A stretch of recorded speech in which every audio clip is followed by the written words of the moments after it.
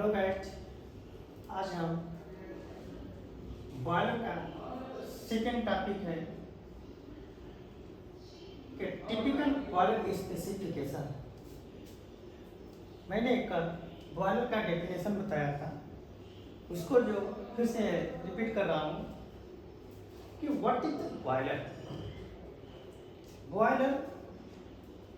Boiler is a close vessel in which steam is generated with the help of the combustion of the fuel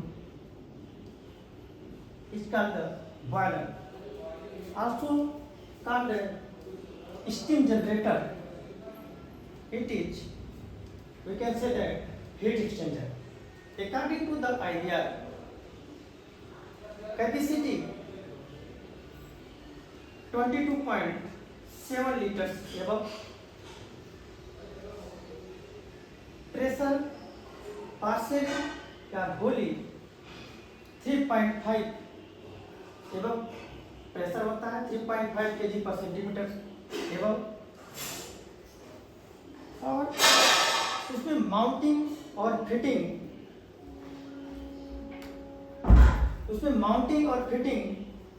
mounting जो होता है उसमें fitting होनी चाहिए, mounting लगा होना चाहिए, इसको कहते हैं बॉयलर। ये फर्स्ट टॉपिक मैंने कल बताया था। आज मैं बता रहा हूँ कि बॉयलर तो होता है, और बॉयलर का जो टिपिकल स्पेसिफिकेशन होता है, बॉयलर का टिपिकल स्पेसिफिकेशन वो क्या होता है, उसके बारे में हम समझते हैं। देखिए, मैंने लिखा है टिपिकल बॉयलर स्पेसिफिकेशन, मतलब उस स्पेसिफिकेशन में बॉयलर के बारे में बताता है। जैसे बॉयलर में पहला है बॉयलर मेक और ईयर। ये बहुत इंपॉर्टेंट होता है, किस ईयर में बॉयलर बना है, उसी ईयर में जो बॉयलर बनता है वहाँ पर इंस्टॉलेशन होता है, उससे लेकर के उसकी लाइफ को कितना दिन चलता है उसके बारे में हम लोग समझते हैं। उसकी चेक होता है, जो टेस्टिंग एजेंसी आती है उसी के आधार पर चेक करती है। और बॉयलर का मेक कौन सा कंपनी ने बॉयलर को बनाया है, जिसे मैंने लिखा है बॉयलर मेक XYZ, जैसे थर्मेक्स, विसन, सीबीएल, उत्तम एनर्जी, चाइना वॉक्सी, तमाम प्रकार के मेक्स होते हैं, उस प्रकार के होते हैं। जैसे कि बॉयलर मेक कि मैंने यहाँ पर XYZ डाला है, जैसे समझ जाइए यहाँ पे क्या है कि विसन और सीबीएल, उत्तम एनर्जी, थर्मेक्स, चाइना वॉक्सी, जैसे बहुत से होते हैं, ऐसे मेक यहाँ पर होता है। ये बहुत इंपॉर्टेंट होता है, बॉयलर का मेक कौन सा होनी चाहिए और किस ईयर में इंस्टॉलेशन हुआ है। और दूसरा क्या होता है MCR, maximum continuous rating. Boiler का एमसीआर कितना होता है ये भी डिपेंड करता है कि हमारे हीटिंग सरफेस एरिया कितनी है। हीटिंग सरफेस एरिया जितना होता है उसी के आधार पर एमसीआर को हम लोग फाइंड आउट करते हैं। जैसे मैक्सिमम कंटिन्यूअस रेटिंग क्या होती है, यहाँ पर लिखा है कि 10 TPH from 100 degree water to at 100 degree steam. 100 degree ये फिर मतलब क्या हुआ, फ्रॉम 100 डिग्री वाटर से 100 डिग्री सेंटीग्रेड स्टीम बनाना। ये हुआ हमारा एफ एंड ए का मतलब। तो एमसीआर होता है कि जितना हीटिंग सरफेस एरिया बड़ा होता है उतना ही बॉयलर का एमसीआर बढ़ता जाता है। Maximum continuous rating full form में बोलते हैं। जैसे मैंने 10 TPH, 1 घंटे में बॉयलर 10 टन स्टीम बनाए, उसको बोलेंगे कि 10 TPH, टन पर आवर। 1 घंटे में कितना स्टीम बना रहा है वो उसको बोलते हैं कि उसको कितना TPH है। तो एमसीआर होता है इसे 10 TPH। 10 TPH मतलब उसकी नॉर्मल रेट में कह सकते हैं, नॉर्मल लैंग्वेज में कह सकते हैं बॉयलर के 10 TPH का, 10 टन का बॉयलर है। और rated working pressure rated working pressure ये भी बहुत इंपॉर्टेंट होता है। बॉयलर में हीटिंग सरफेस एरिया के बेस पर ही सब हम लोग लेते हैं कि रेटेड वर्किंग प्रेशर कितना है, मैक्सिमम वर्किंग प्रेशर कितना है और डिजाइन प्रेशर कितना है, ये सब डिपेंड करता है। तो यहाँ पे मैं लिया हूँ रेटेड वर्किंग प्रेशर 10.54 kg/cm²। ये है। अब टाइप ऑफ द बॉयलर ये भी डिपेंड करता है किस टाइप का बॉयलर है, फायर ट्यूब है, वाटर ट्यूब है। तो फायर ट्यूब में क्या करता है, बॉयलर का मेनली 2 टाइप ही होता है, फायर ट्यूब और वाटर ट्यूब। तो ट्यूब के अंदर जो उसमें ट्यूब लगे रहते हैं उसके अंदर हीट हम लोग प्रोवाइड करते हैं, वाटर उसके बाहर होता है तो उसको क्या बोलते हैं, फायर ट्यूब। यदि वही ट्यूब के अंदर वाटर यदि प्रोवाइड करें, उसमें वाटर उसमें डालें और बाहर से फ्लू गैस को हीट दें, उसको बोलेंगे वाटर ट्यूब बॉयलर। यहाँ पर 3 पास फायर ट्यूब बॉयलर का मैंने लिया है। और फ्यूल फायर, और फ्यूल फायर क्या है, उसमें जो फ्यूल दे करके स्टीम बनाते हैं उस पर डिपेंड करता है। जैसे कहीं पर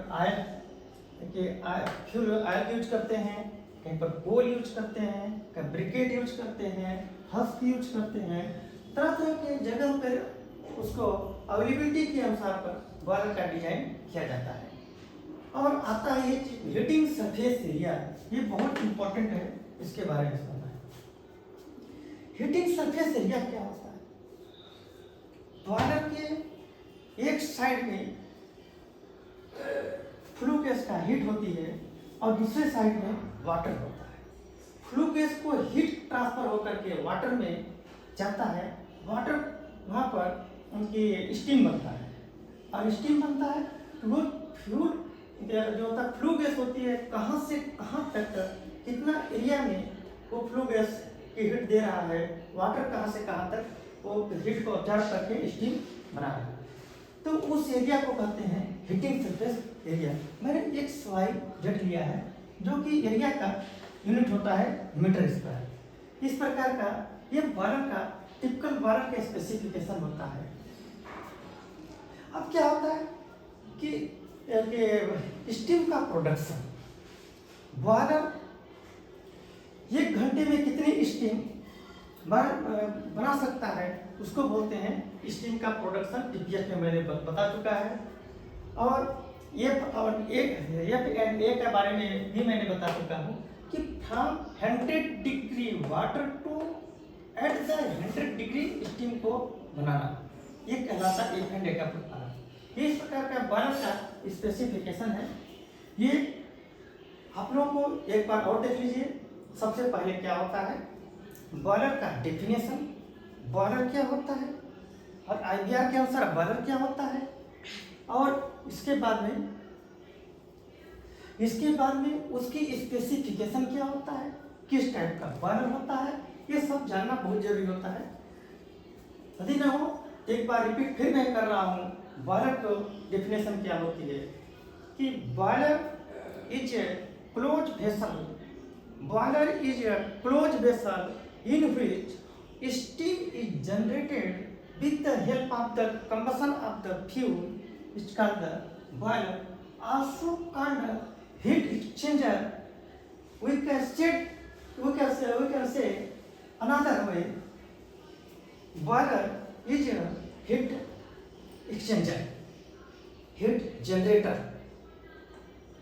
इस प्रकार के हम बॉयलर को कह सकते हैं। वही IBR के तहत हम बॉयलर की एक लिमिटेशन होती है, सबको बॉयलर नहीं कर सकते हैं, क्योंकि कुकर में भी तो स्टीम जनरेट होती है, कुकर को हम लोग बॉयलर नहीं कर सकते हैं। उसमें IBR के तहत उसकी हमको कैपेसिटी नहीं होती है। बॉयलर का क्या होता है, IBR दिया है, अकॉर्डिंग टू द IBR के लिए उसकी कैपेसिटी 22.7 से एवं होनी चाहिए, 22.7 लीटर से एवं होनी चाहिए, ज़्यादा होनी चाहिए। और उसकी प्रेशर पार्शियली और या होली प्रेशर 3.5 kg से एबव होनी चाहिए और उस पर माउंटिंग होती है, माउंटिंग प्रॉपर उसमें इंस्टॉलेशन किया होता है, ऐसे को बॉयलर कहते हैं। नहीं तो इस प्रकार यदि स्टीम बनाने वाले को कोई बॉयलर नहीं कर सकते हैं, क्योंकि ये जो IPR के अनुसार जो उसके लिमिटेशन जहाँ पर फिट होता है, वहाँ पर अप्लाई होता है, उसी को हम बॉयलर कर सकते हैं। तो उस बॉयलर को कहने के बाद में उसकी स्पेसिफिकेशन भी हम लोग देखना होता है।